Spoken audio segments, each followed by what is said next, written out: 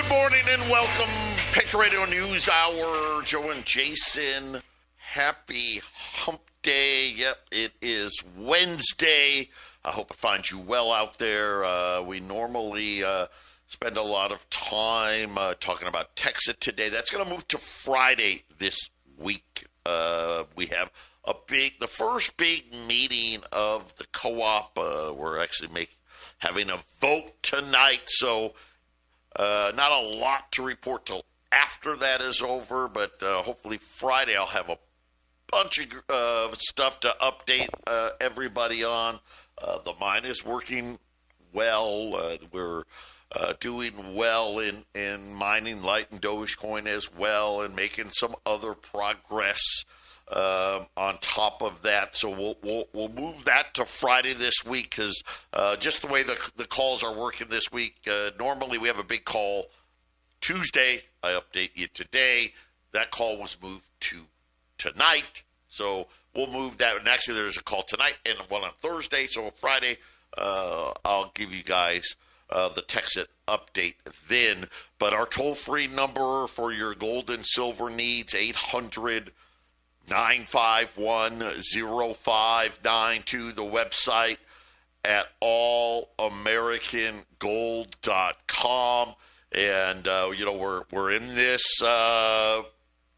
deal, no deal situation. That hasn't changed. The president once again today, hey, we're real close. We're real close. So we've been real close. Seems like for a while, right? But that's the word for today, is we are close, and maybe there's going to be a meeting, maybe there's not going to be a meeting. They are saying that 20 ships is what went through the strait, and the United States is saying that they were all approved by them. I don't know. So that beats where we were, right? I think we were, doing 15 ships a day, so a little progress there, but that's it. Nothing has changed other than things are close, and maybe not. We've heard that before. Now, some interesting, this I think should be expected. We had oil inventory reports today. And obviously, right, we produce a lot of oil. Matter of fact, we're the largest producer of oil in the world right now. And yesterday I was telling you, man, there are way more oil container ships on their way to the U.S. than ever before. And this morning's oil inventory kind of reflected that. We had drawdowns across the board, oil, gasoline, heating oil, diesel, and pretty significant drawdowns. So even though we've got some good news, I guess kind of good news. Good news is the president says we're close again. Oil's up today. Mid-90s right now on NYMEX and Brent crude, as U.S. oil inventories were lower, much lower than what was anticipated. I think that trend will continue for a while. So we won't get any relief from looking at oil inventories here in the United States. Again, and all of this is nonsense and doesn't matter if the strait reopens. If the strait sits here at these, 20 ships a day stuff, it won't. It'll just delay everything. Now, some interesting news. Donald Trump today threatening to fire Jay Powell. Now remember, Jay Powell's term ends in a month. Kevin Warsh is moving through the nomination process, and by all accounts will be confirmed before the 15th of May. at which time he will become the new head of the Federal Reserve. But Jay Powell could stay on as a Fed governor for another 2 years, and Donald Trump saying today, if he doesn't resign, I'm going to fire him. So, here we go with that. But here's the really big news on all of this, is they're now saying, hey, we'll leave rates unchanged until the oil price comes back down. So that is kind of the new thing now out of the Federal Reserve. Scott Bessent, the Treasury Secretary, kind of said the same thing this morning. Cleveland Fed President Hammack, she said the same thing this morning. The Chicago Fed President said the same thing. So at least, I guess if there's something new from the Federal Reserve, is they seem to be talking from the same playbook right now, which is, hey, we want to cut rates, but we'll do it once the Strait of Hormuz reopens. So however long that takes, then we'll start cutting rates. It is going to be a very, very, very big second half of the year. And right now, the Senate's back in. The House Budget Committee holding hearings about the president's 2027 budget. Oh, yeah. Get ready. 800-951-0592. A quick look in at the markets here. The Dow's down. Not a lot, but 150 points. The S&P getting back near that all-time high, near 7,000. Up 30. The NASDAQ's up 229. And again, whenever the dust settles, we are going to see higher stock prices, higher gold and silver prices, higher commodity prices, inflation. At least it won't be, 5, 6, 7%, but just expect inflation. At least the inflation they tell us about, to run in the 3.5, let's say 3 to 4% range. That will be the new normal. The 10-year note a little higher today, but below 430. So that's good news. 428. Crude oil, like we said, higher today. Right now, NYMEX Bay, $93, Brent, $95. Gold, well, we warned you it'd be up over $100 yesterday. It was. It's down a little bit today, but not a lot. Down $25 here, $48.15. Silver, higher again, approaching $80, $79.75. It's been above $80 several times today, so I encourage you guys, before the dust settles, scoop up buckets of it. So, to help you do that, today I'm going to get a little dumb. I do that from time to time. I'm going to just cut the margins and give you guys the best opportunity we can. $20 gold pieces, $48.95. $48.95. Gold's $48.15. So what is that? $80. $80 over on almost $5,000. Yeah, that is value at 800-951-0592. Put it away. Understand what's coming. Understand what's coming. It's very simple. Look how all of a sudden, hey, we're getting rid of Jay Powell. And oh, by the way, if Jay wants to hang out, because legally he can. Now, it doesn't happen very often. Usually once you've been the head guy, most guys are like, yeah, well, no, I'm not going to go and take a chair in the corner, right? Yeah, I don't want to undermine the new guy, so you step away.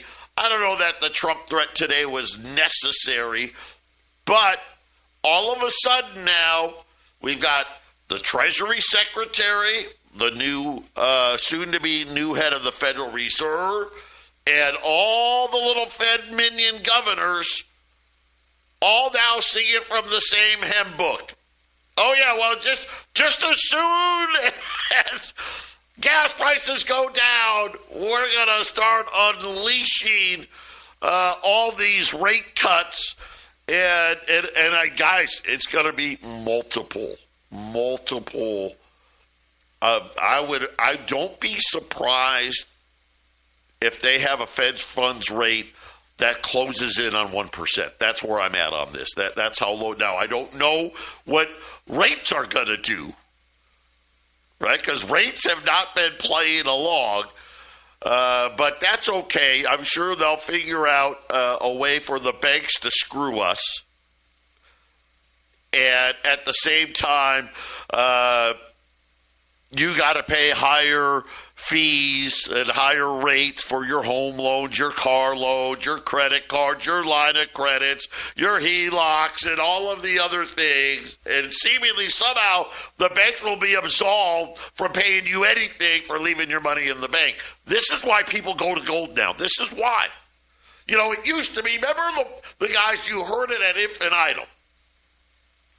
Gold doesn't pay interest. Oh my God, it's terrible. Remember that? Boy, that was a big, think about it, they kept the gold price down for almost 30 years with that one line. Just one. It doesn't pay interest. Right? That's why you should have your money in stocks and bonds and even in cash in your bank. Of course, remember, you put $10 in a bank account. Here's a toaster and a blender and, right? Here's some stamps to put in your book and you collect enough and we give you stuff. Remember back then? Isn't that weird? Because that's how it was when I was growing up. The bank gave you stuff to open accounts. Here's free checks, right? Oh, if you keep a $500 balance, right? You know, here's this and that. Now, it's one fee after another. And, of course, they hardly pay any interest at all. Most of us went, a decade and a half without getting any. And now you're lucky. You know what? I guess if you had enough money in there, I guess you could get enough interest to cover the fees. But, Jason, before the end of this year is out, that probably is going to be gone. That's how big the rate cuts are going to be. And it's not going to matter what the bond market says the rates are. The banks aren't going to pay anything. And the reality is they've already announced to all of us, hey, we're fine. 4% inflation doesn't even bother us anymore, right? What happened? How long did 2% inflation last? It didn't even make it 20 years, guys. It didn't even make it 20 years. Now, of course, they didn't even admit that they wanted inflation until after the remember the financial crisis? Oh, okay, well, now we want 2% inflation. Right? That was a big change. Now they're saying, well, 4's fine. Of course, if their 4 means 8. And all of a sudden, Jason, nobody really cares that gold doesn't pay interest because everybody understands they are going to print it and make gold. It's not that gold's getting more valuable. It is the value of fiat money. It's globally losing all of its ability, all of its purchasing power, all of its credibility is being destroyed. And the bankers are the ones doing it. On purpose. They're doing it on purpose. It's a game plan. This is why they want a central bank. They want a central bank to control the value of the currency. And they're giving you something that has no value, and they're taking a whole lot of value. Your time, your blood, your sweat, your money, and they're financing their way to a higher standard of living because you have to pay. It's the cartel. It's the mafia. You're paying your protection money. In America, more than any, when you have an Iran war going, they say it out loud on the news. We got to blow these guys up for the protection of this country. Pay your taxes now. I mean, we're literally paying protection money while they go take out in other non-centrally banked countries, and we pay our protection money because, hey, they might have a nuke. They might bomb us in 30 years. Because they were a week away from a nuclear bomb in 1996. Right. Yes, that's right. Well, 1996, 2006, 2016, 2026, right? We'll keep it going. How do I know this? How do I know that this is going to happen? Did you see what Tether did? Anybody? Of course, USDT, right? That is the stable coin, the largest digital stable coin in the world. By the way, as all of us know, they've been buying boatloads of gold. They're supposed to buy treasuries, right? That's how a stable coin's supposed to work. And Tether just did the math. Right? And it's so funny because really at the end of the day, guys, it's just math. And I know most people suck at math, but I'm not talking about, I'm not even talking about algebra. I'm not even talking about ninth grade math. I'm not talking about trigonometry. Right? I'm not talking about geometry or advanced mathematics or statistical analysis and blah, blah, blah. And I don't know the curvature of the earth and going to the moon and all the other mathematical formulas that they I'm not talking about any of that. They are deliberate. They say it out loud. We want your money to be worth less every year. And by the way, we're fine. Now, they keep saying 2%. When's the last time it was 2%? I don't know. If you really believe 2%, why have you been cutting rates? Why are you all out? It's crazy. In the last 24 hours, not one, not two, not three, not four, 5 different Fed officials. Oh yeah, we're going to lower rates as soon as this war's over. As soon as the strait gets over, gas goes down a little bit, we're going to cut the rates. Oh, so we aren't going to wait for 2%? Oh no, we don't care about 2%. We like 4%. And the problem is, as the debt gets bigger, as the economy, that number has to get bigger. Not because I want you to buy gold, which I do. It has to. See, you could do 2% maybe at 10 trillion. 2% doesn't work at 40 trillion.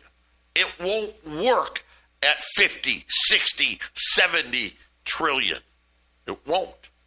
By the way, by 2035, we will be talking about a number approaching $100 trillion. And somewhere between 80 and 100 trillion. What does the inflation rate need to be to support that? Because remember what they say can't happen. We cannot have negative GDP growth. That's a sin. That's a recession. Can't have those. And recessions, listen, they're part of life, but they weren't diabolical in the 70s and the 80s. I remember the George Bush senior recession, right? When Bill Clinton won because Ross Perot, and there was a little recession. But it wasn't diabolical. With the deficits this high, any recession is a disaster, and they know it. Run to gold. 800-951-0592. Huge opportunity. $20 gold pieces. Less than $100 over spot. $48.95 today at 800-951-0592. So Tether, which has been stockpiling gold, the other day announced they're creating a new wallet. Okay? Think about, for those of you that aren't learning crypto with us, you may not understand what wallets are in the crypto world, but just pretend like it's your wallet in your pocket, right? Or maybe it's in your purse. And they're only going to have 3 things in it when it comes to money. USDT, right? So that's Tether, their stable coin. Tokenized gold and Bitcoin. That's it. And they said the following: the only assets that truly matter for most of the people. Of course, they're not talking to me or to Jason or to you, right? You little peons out there, us peons. Talking about the big boys. Hey, guys, you know the only thing that really matters? Gold and digital.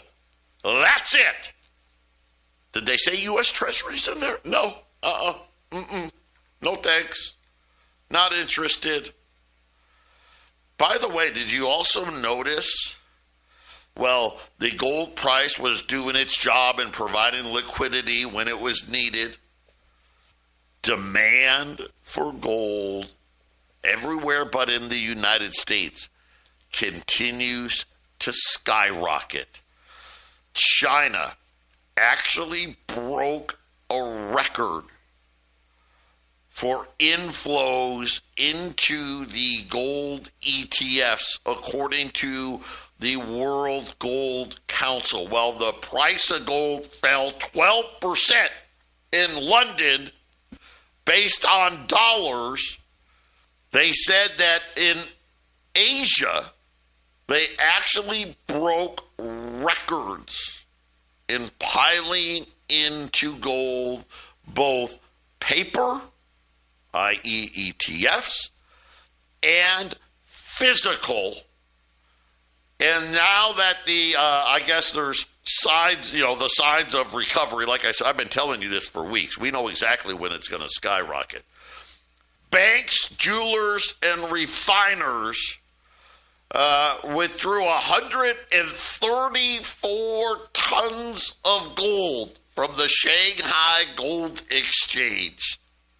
That's up 57% month over month, up 12% year over year. So, Jason, anybody who thought, and by the way, it's the same for silver.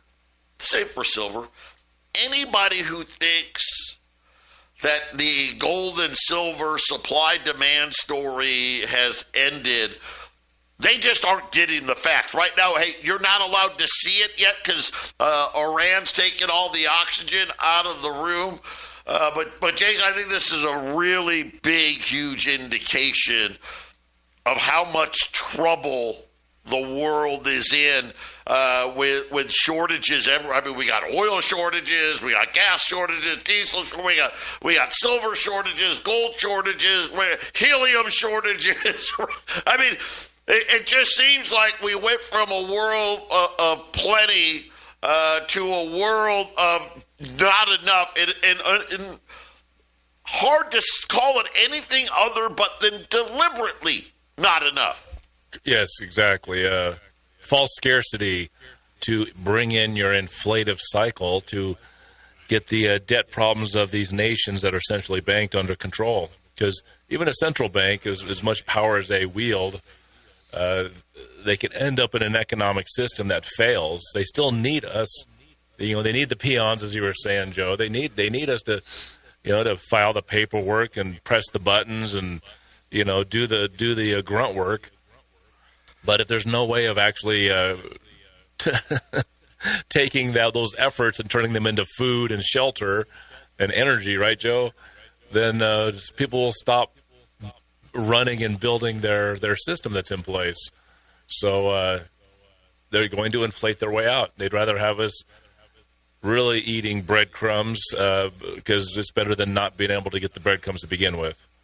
That's what inflation is going to do. False scarcity. Did you always talk about false scarcity? There is no scarcity. I'm convinced there's no scarcity. I've been watching this thing for years now. There's plenty of everything we need. And but there's not plenty of the guys in the big club, right, Joe? There's not plenty of those. They keep that number very small, and because of that small number, every year they want more, and it means we have to have less. And false scarcity, Joe. Oh, there's not enough. Oh, there's just not enough. Oh, there's wars and all this stuff. Build a refinery. Oh, well, we can't build a refinery because we don't have enough stuff, and we don't have the people, and we'll get it done. Go get it done. No, sorry for you guys down there. Just give it another few years. It'll be better. We're real close. We're almost got a deal. Trust me, right? When your grandchildren are working for me, we'll still be very close. And of course, when your grandchildren are working for our system, Iran will be weeks away from a nuclear bomb. Wow. You know what? Right on cue. I swear I can't make this up. This just happened. Copper. We are now back to our regularly scheduled program. How quickly demand fear can overwhelm everything else. The market rotating back to scarcity and say that copper, which lost all of its gains for 2026 as oil surged, has now hit a reversal. Freeport-McMoRan saying that, we got a problem. Okay, what is it? Well, see, in copper mining, I didn't know this, but apparently sulfur and sulfuric acid are very important to copper mining. Anybody want to guess where that comes from? The Strait of Hormuz. Yep. Why don't they just place it somewhere else? Come on. The whole world doesn't need to depend on one strait. Come on. Right? Could you build a train or something?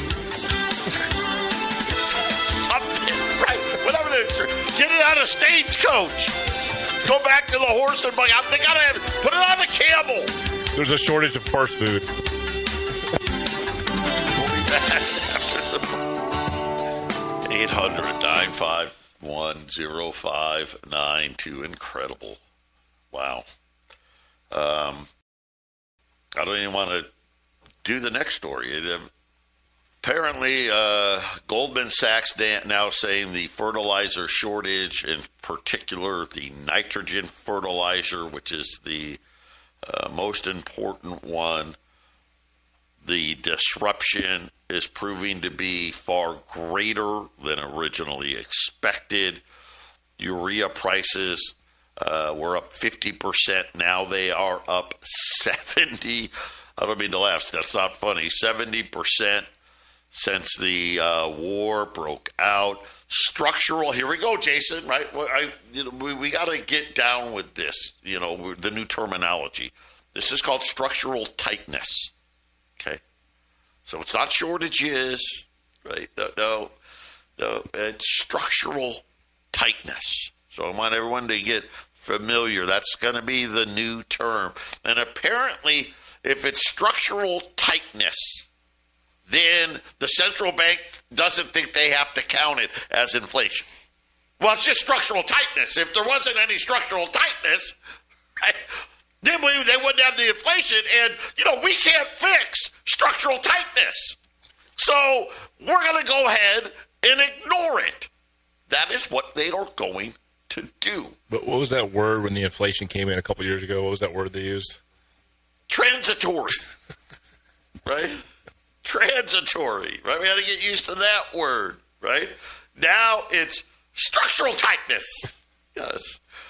Why can you raise rates even though inflation is 4%? Structural tightness. It sounds like a term someone uses if their pants are too small. That's what I'm going to tell my wife. Well, honey, I got structural tightness on my shorts. That's it. That's all you need. That's structural tightness. It's not my fault. I never heard of inflation explained that way. I'm just, don't shoot the messenger. I'm just telling you, structural tightness. Yes, and why does this matter? Well, unfortunately, we need a lot of fertilizer to grow the crops. And without the fertilizer, two things are going to happen. Okay, ready? The crops that do grow are going to cost more. Most farmers are going to end up doing what? Well, gosh, I'm going to have to plant less because it costs so much, which then makes the price go up even more, right? See, but don't worry, structural tightness. So just keep that in mind. Here's what structural tightness is going to do to gold. It's going to double it. There's structural tightness in the silver markets. There's structural tightness in the copper markets. There's structural tightness in the gold markets. Get some structural tightness, $20 gold pieces today, $4,895. You got gold at $4,810 at 800-951-0592. And, well, right on, man, I'm on fire today. This just breaking. Of course, they needed a survey for this. This is what, we spend ridiculous amounts of money. But sounds like the Family Feud, the survey said. Survey said structural tightness. The British research firm Metals Focus, apparently they're a big deal, said the silver markets are expected to see the sixth consecutive annual deficit, 46.3 million ounces. Uh-oh. Whoopsie. As above ground stock continues to be eroded, leaving the market vulnerable to structural tightness. No. Renewed bouts of volatility. So, okay, another new term. Okay. Structural tightness. Instead of saying renewed bouts of skyrocketing prices. No. That will make the markets vulnerable to bouts of volatility. So there you go. Okay, so we got two new words. We can't say that we don't have any, right? That we've got a shortage. Nope, it's structural tightness. And you can't say prices are going to skyrocket. Can't say that. Nope, you got to call it bouts of volatility. So there you go, guys. We are going to have structural tightness and bouts of volatility for the gold and silver market. The financiers have always used those big words to try to hide stuff, but even the big words they're using are kind of ridiculous. I remember listening to you before I joined up years ago, and you guys would talk about all the different words they were using to explain stuff, and it seemed a lot more eloquent. And nowadays, ever since transitory, the language is kind of broken down, for those financiers, Joe. They don't seem to have quite the creativity in their hiding with terms. It used to be words that I can't remember, but who's going to forget transitory? Well, if I've got my way, man, we're all going to remember structural tightness. Oh, boy. And listen, guys, here's the win in this report. This is based on industrial demand actually declining 3%. They said if they're wrong, and let's just say industrial demand is flat, yeah, then that bounce of volatility, I guess, will be, I don't know, multiple bouts of volatility. I guess that's the difference between $100 and $200 silver, right?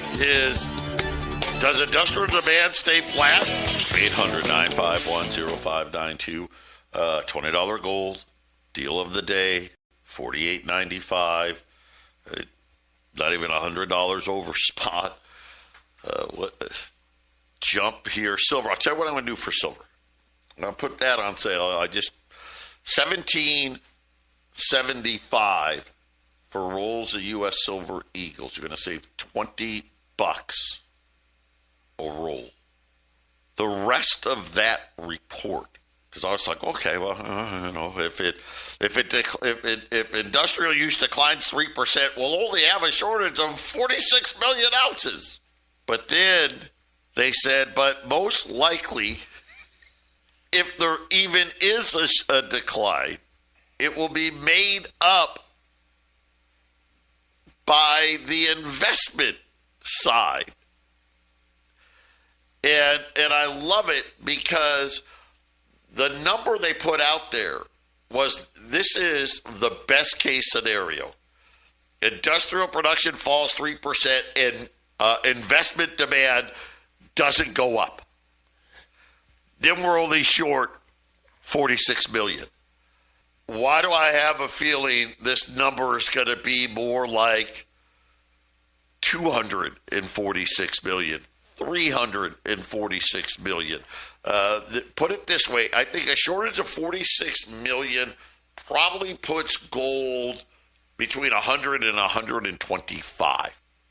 The problem is we are looking at a deficit that most likely is going to be in the hundreds of millions of ounces, which is why everybody's like, bouts of volatility, structural tightness. Somewhere, let's just call it somewhere between, 100 and 200. That's why I keep saying 150. But easily, it's so easy to see 200. And the problem is, how does it get better next year?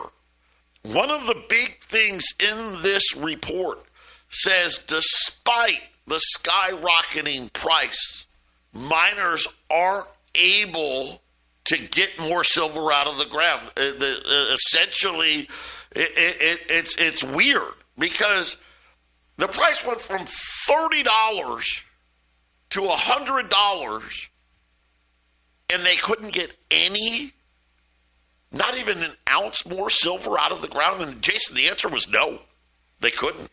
They're trying to get every ounce they possibly can out of the ground. You don't think it's true? I don't know. For those of you who watch Gold Rush, I love that show, but you watch Gold Rush on Friday night, you hear Tony and Parker, oh my God, the high gold price. This was when gold was like $3,600. We're going to get 10,000 ounces out of the ground. They're trying to get every scrap of gold out of the ground. It's not enough, you guys. We'll use their terms.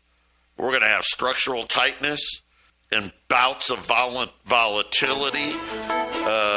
Just write down $10,000 gold, write down, I don't know, maybe $300 silver, $300 silver. It's all coming. It's just a matter of when. But soon. $20 gold pieces, $48.95. Rolls of silver eagles, $17.75 at 800-951-0592.